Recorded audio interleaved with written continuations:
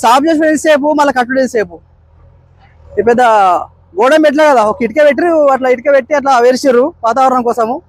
ఒక స్టోరీ చేయగానే ఇట్లా ఇక్కడ మనం రాగానే కేకచల్ల రాగానే ఇలా ఫోన్లు పోయినాయి, మళ్ళీ ఎప్పుడో సాఫ్ చేస్తారు దీన్ని. ఇది పరిస్థితి. నామకల్ ఏ తూతు మంత్రాలు చేస్తారు, మళ్ళీ ఏం జరుగుతుందో చూద్దాం. చూసుకుంటూ పోతే ఇంకేం జరుగుతుందో చూద్దాం.